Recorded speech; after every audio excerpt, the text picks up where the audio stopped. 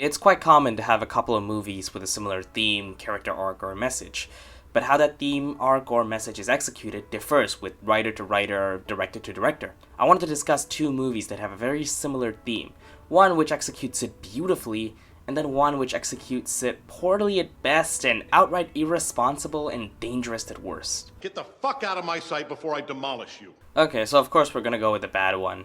This movie was really boring and poorly directed, but there's other videos better than this one that you can watch, if you want to just roast this movie.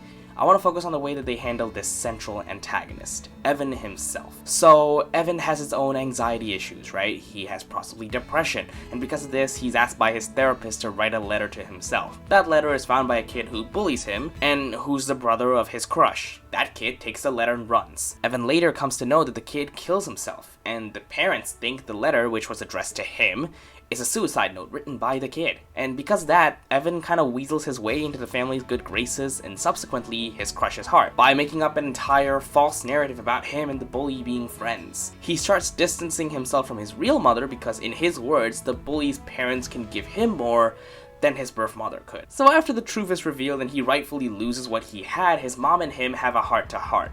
And it is here where it's revealed that Evan tried to kill himself months prior by jumping off a tree, and then his mom instantly forgets all the horrible actions he did to her, and the family he affected, and begins comforting him and reassuring him that he's not alone. You gotta be fucking kidding me! He got away this whole time, you bastards! You've been hoodwinked! Okay, look, the message is sweet and genuinely helpful, but it's not helpful when you realize that Evan does not have any consequences for his actions. All he loses is the love of his crush and her family. He goes right back to when we saw him at the beginning of the movie. Like, no friends, no one talked to him, whatever. Like, the events we just sat through for the past 2 hours just doesn't matter. What's even more egregious is that the reason his parents don't want to do anything is because they worry he's gonna do something stupid. Like, hurt yourself. I get it, look, but the lack of consequences because of the chance that he would hurt himself, and the mother insta-forgiving him because he was suicidal, it sends a very dangerous message to the teenage target audience of this movie. And that message is, do the most deplorable shit you want to do, and when anyone asks you why, just say you were depressed or suicidal. It's a get-out-of-jail-free card. The police are looking for you, man. Why did you do it? I want to die. Huh? I've been wanting to die for days. Sorry to hear that, but that doesn't excuse what you did. Yes, it does. When I'm depressed, I can do anything I want, right? No?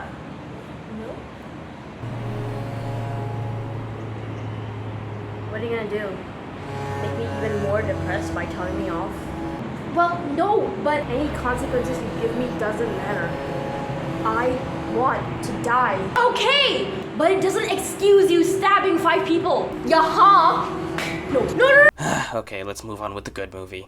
So I'm sure we've all heard of Encanto, and we're all talking about it right now, right? But I want to focus on one character arc that's depicted, which is quite similar to Evan's character arc in Evan Hansen, Alma. So Alma lost her husband to an armed conflict, and her grief manifests itself as a safe haven for her, her triplet babies, and the other refugees who fled with them. That's the titular Encanto, the Casa Madrigal. Her kids are also given magical powers to help and protect the refugees. However, she's still pretty screwed up by whatever happened to her, so even though she was safe, she kept pushing her kids to pretend like everything's okay, to protect the family and community, to use her kids' powers to always be helpful and of service. Anything not considered that or not enough wasn't. Bruno. Just Bruno. In the present day, the two golden children, Isabella and Luisa, feel that if they're not doing enough for the family, they are useless, and as Luisa literally calls herself it later in the movie, I'm a loser. So our protagonist Mirabel is really badly treated by Alma because she lacks any powers. So in Alma's opinion, what value does she serve to the family, right? So over the course of the movie, she deems Alma as the sole reason why everyone else feels this pressure from Alma to do the things she does. And rightfully she gets called out for her own actions in the third act. Alma then realizes her own mistakes and opens up to Mirabel about why she did what she did. But the movie doesn't let Mirabel or Alma just use Alma's trauma as an excuse. She still tries to do better. There are real consequences to her actions, and she has to make the effort to be better. She promised the family in that closing All of You song that she will do better. And the message of generational trauma is much more prevalent in Encanto, but the movie doesn't let that be an excuse for scummy actions. Scummy actions are still scummy actions, regardless of the mental reason. And that is exactly what Evan Hansen does wrong. Evan uses a fake story about befriending a dead kid to get in good with his family and subsequently ruining their lives when the truth is revealed. But he has no consequences because he uses his suicidal tendencies to justify everything that he did. Whereas Alma pushes her kids and only sees them as what they can do, not what they are. She does have consequences, and she does have a moment where she explains her reasons, but the movie and everyone else in the movie doesn't try to use that to justify her actions and her mistreatment. Subsequently, she has a promise to try to be better and work on herself to be better. If you want to put a message in your movie made for a younger audience, don't romanticize mental health reasons in a way that you can use them as a shield. Treat them as a way for all of us to grow and learn from. Maybe then we will be found.